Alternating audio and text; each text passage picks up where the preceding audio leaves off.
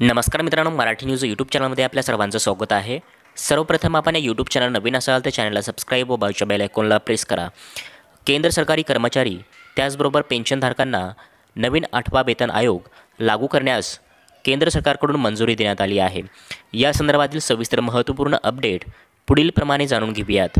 केंद्रीय कर्मचारी आणि निवृत्तीवेतनधारकांसाठी 8वा वेतन आयोगाची स्थापना करण्यास गुरुवारी केंद्र सरकारने मंजुरी दिली आहे।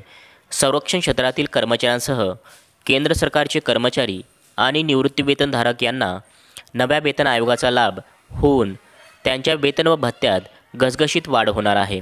माहिती व प्रसारण मंत्री अश्विनी वैष्णव यांनी या निर्णयाची माहिती दिली आहे। त्यांनी सांगितले की केंद्रीय कर्मचाऱ्यांसाठी 8वा वेतन आयोगाच्या स्थापनेस पंतप्रधान नरेंद्र मोदी यांनी मंजुरी दिली आहे। आयोगाचे अध्यक्ष आणि 2 सदस्यांची नियुक्ती लवकरच करण्यात येणार आहे। उल्लेखनीय असे की सन 2014 मध्ये 7वा वेतन आयोगाची स्थापना करण्यात आली होती आणि दिनांक 1 जानेवारी 2016 पासून त्याची अंमलबजावणी सुरू झाली होती।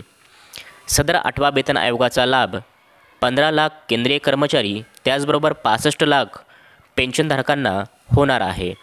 नव्या वेतन आयोगामुळे सरकारी कर्मचाऱ्यांच्या जीवनाविषयक गुणवत्तेत सुधारणा होईल, तसेच वस्तू उपभोग आणि आर्थिक वृद्धीला गती मिळणार आहे। त्याचा थेट फायदा अर्थव्यवस्थेला होणार आहे।